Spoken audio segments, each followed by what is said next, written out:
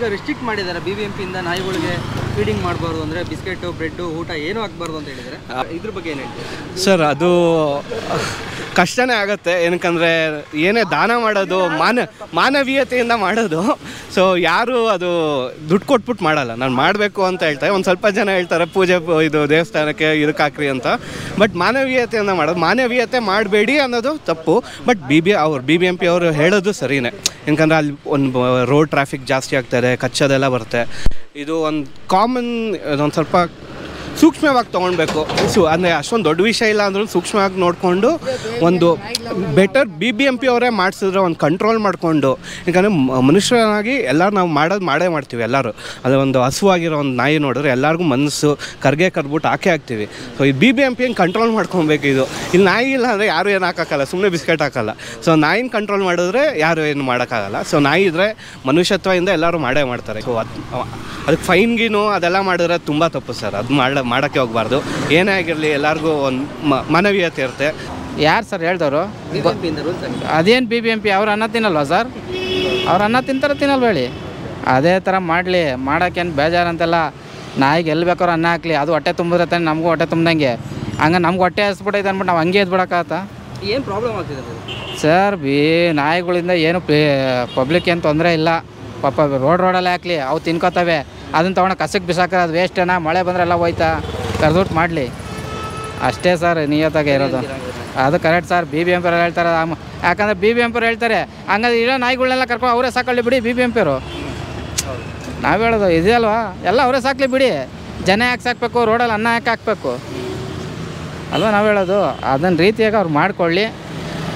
ಜನ ಏನು ಮಾಡ್ತದೋ ಅದಕ್ಕೆ ಅನ್ನ ಹಾಕಲಿ ಅಷ್ಟೇ. BBMP ಅವ್ರು ಬಂದು ನಮಗೇನು ಅನ್ನ ಹಾಕಲ್ಲ. ನಾವು ನಮ್ಮ ಮನೇಲಿ ಮಾಡಿರೋ ಅನ್ನನ ಅವಕ್ಕೆ ಹಾಕ್ತೀವಿ.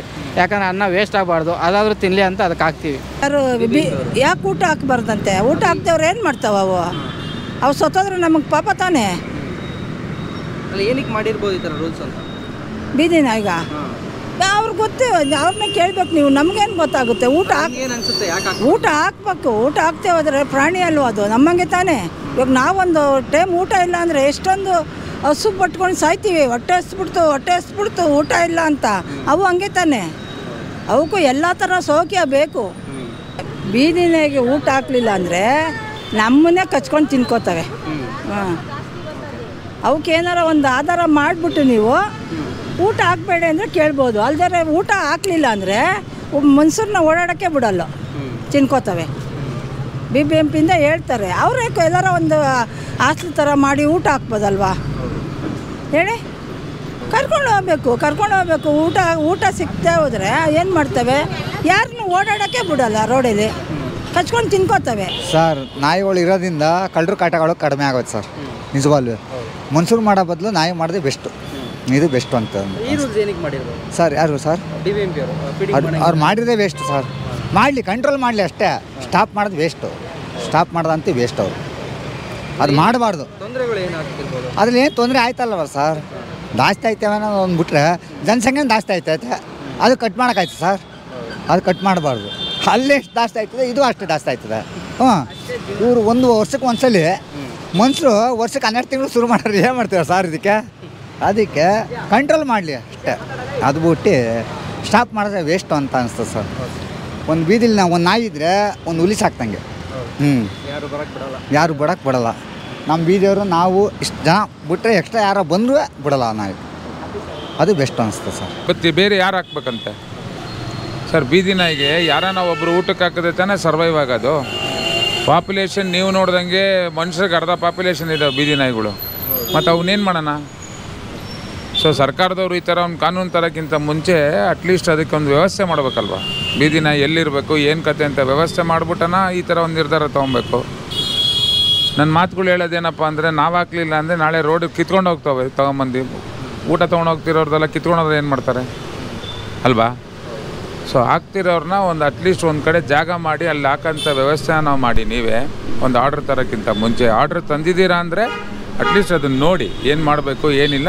ಅಟ್ಲೀಸ್ಟ್ ಬೀದಿನ ಕ್ಯಾಪ್ಚರನ್ನು ಮಾಡ್ಕೊಂಡೋಗಿ ಎಲ್ಲನೋ ಒಂದು ಫೀಡಿಂಗ್ ಸೆಂಟರ್ ಮಾಡಿ. ಅಲ್ಲ ಸರ್, ಬೇಡ ಅಂತ ಹೇಳ್ತಿರೋದು ಏನೋ ತಿಂದ್ಬಿಟ್ಟು ಜನರನ್ನ ಕಚ್ಚುತ್ತೆ ಅಂತ ಹೇಳ್ತಾರೆ. ಅದಕ್ಕೊಂದು ಶೆಲ್ಟ್ರ್ ಕೊಡಿ, ಒಂದು ಫೀಡಿಂಗ್ ಹೋಮ್ ಮಾಡಿ. ಎಲ್ಲನ ಒಂದು ಸಿ ಎ ಜಾಗ ಏರಿಯಲ್ಲಿ ರೆಕಗ್ನೈಸ್ ಮಾಡಿ ಅಲ್ಲನ ಫೀಡಿಂಗ್ ಸೆಂಟರ್ ಮಾಡಿ ಏನೇನೋ ಮಾಡಬೇಕಲ್ವಾ.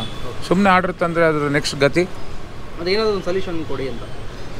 ಅವರೇ ಫೀಡಿಂಗ್ ಸೆಂಟರ್ ಮಾಡಲಿ, ಎಲ್ಲ ಕ್ಯಾಪ್ಚರ್ ಮಾಡಿ ನಾಯಿನ ಕರ್ಕೊಂಡೋಗಿ ಫೀಡಿಂಗಲ್ಲಿ ಇಟ್ಟು ಫ್ಯಾಮಿಲಿ ಪ್ಲ್ಯಾನಿಂಗ್ ಮಾಡಿಸಿ.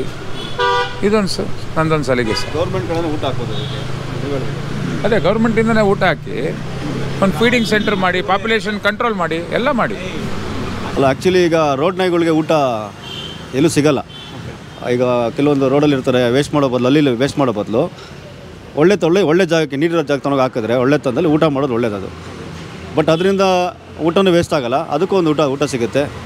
ಒಳ್ಳೇದಲ್ಲ ಊಟ ಹಾಕೋದ್ರಿಂದ ನಮ್ಮ ಪ್ರಕಾರ ಒಳ್ಳೇದು. ನಾನು ಡೈಲಿ ಹಾಕ್ತೀನಿ, ಡೈಲಿ ರಾತ್ರಿ 10ರಿಂದ 10:30 ಬರ್ತೀನಿ. 2-3 ನಾಯಿ ಊಟ ಹಾಕಿ ಹೋಗ್ತೀನಿ. ನಾನು ಹೋಟ್ಲಿಂದ ತೊಗೊತೀನಿ, ಊಟಕ್ಕೆ ಹೋಗ್ತೀನಿ. ಪಾಪ ಅದಕ್ಕೆ ಖುಷಿ ಇರುತ್ತೆ, ನಾನು ಬರೋದೇ ಕಾಯ್ತಾ ಇರುತ್ತೆ. ಕೆಲವರಿಗೆ ಅದು ಬೇಜಾರು ಅನಿಸುತ್ತೆ, ಕೆಲವರಿಗೆ ಅದು ಒಳ್ಳೇದು. ಅದು ಅವರವ್ರ ಅಭಿಪ್ರಾಯ ಅಂದರೆ ಒಳ್ಳೇದದು. ಆ್ಯಕ್ಚುಲಿ ವೇಸ್ಟ್ ಮಾಡೋ ಬದಲು ಇನ್ನೊಂದು ಜೀವಕ್ಕೆ ಆಹಾರ ಆತಲ್ಲ, ಹಂಗೆ. ಇದರಿಂದ ಏನು ಅಡ್ಡ ಪರಿಣಾಮ ಬೀಳೋದಾಗಿರ್ಬೋದು, ಕೆಟ್ಟದ್ದು ಏನಾಗ್ತಿದೆ? ಕೆಟ್ಟದ್ದು ಅಂದರೆ ನಾವು ಅಂದರೆ ನೋಡ್ಕೊಂಡು ಹಾಕ್ಬೇಕು, ಒಳ್ಳೊಳ್ಳೆ ಜಾಗದಲ್ಲಿ ನೋಡ್ಕೊಂಡು ಹಾಕ್ಬೇಕು. ರೋಡಲ್ಲೆಲ್ಲ ಹಾಕೋದು, ಅದು ತಿಂತ ಮತ್ತು ಬೇರೆಯವರು ಬೇರೆನೇ ಬಂದು ಜಗಳ ಮಾಡ್ಬೋದು ಅದ್ರ ಮೇಲೆ. ಸೊ ಅದರಿಂದ ಗಾಡೀಲಿ ಓಡಾಡ್ತಾರೋ ಅವ್ರಿಗೆ ತೊಂದರೆ ಆಗ್ಬೋದು. ಇಲ್ಲಿ ಓಡಾಡೋದ ಜಾಗಕ್ಕೆ ಹೋಗಿ ನೀಟಾಗಿರೋ ಜಾಗದಲ್ಲಿ ತಿನ್ಕೊಂಡು ಪಡೆಯೋದು ಹೋಗುತ್ತೆ. ಮತ್ತು ನೀರು ಹಾಕ್ಬೇಕು ಅದಕ್ಕೆ, ಪ್ರಾಣಿ ಪಕ್ಷಿಗಳಿಗೆ, ಈ ಥರ. ಸರ್, ಇದನ್ನು ನಿನ್ನೆ ಮೇ 8ನೇ ತಾರೀಕು ಬ್ಯಾನ್ ಮಾಡಿದ್ದಾರೆ, ಅಂದರೆ ರಿಸ್ಟ್ರಿಕ್ಟ್ ಮಾಡಿದ್ದಾರೆ BBMP-ಯಿಂದ. ಯಾರು ಬಿಸ್ಕೆಟ್ ಆಗಿರ್ಬೋದು, ಊಟ ಆಗಿರ್ಬೋದು, ಬೀದಿ ನಾಯಿಗಳು ಹಾಕಬಾರ್ದು ಅಂತ ಹೇಳಿದ್ದಾರೆ. ಇದಕ್ಕೆ ಏನು ಹೇಳ್ತೀವಿ? ಹಾಕ್ಬಾರ್ದು. ಅದೇ ಈಗ ಕೆಲವರು ಎಲ್ಲೋ ಒಂದು ಕಡೆ ತಪ್ಪಾಗಿರುತ್ತೆ, ಎಲ್ಲೋ ಅದರಿಂದ ಏನೋ ತೊಂದರೆ ಆಗಿರುತ್ತೆ. ನಾಯಿಯಿಂದ ಗಾಡಿಗೆ ಬಿದ್ದಿರ್ತಾರೆ, ಇಲ್ಲ ಏನೋ ಒಂದು ಆಗಿ ತೊಂದರೆ ಆಗಿರುತ್ತೆ ಅವ್ರಿಗೆ. ಒಬ್ಬರಿಂದ ಈ ಥರ ಆಗಿರ್ಬೋದು. ಬಟ್ ಆ ಥರ ನೋಡ್ಕೊಂಡು ಸಾರ್ವಜನಿಕರು ಒಳ್ಳೆ ಜಾಗದಲ್ಲಿ ಬೇರೆಯವ್ರು ತೊಂದರೆ ಆಗ್ದಂಗೆ ಹಾಕೋದು ತುಂಬ ಒಳ್ಳೇದು, ಉತ್ತಮ. ವೇಸ್ಟ್ ಮಾಡಬಾರ್ದು.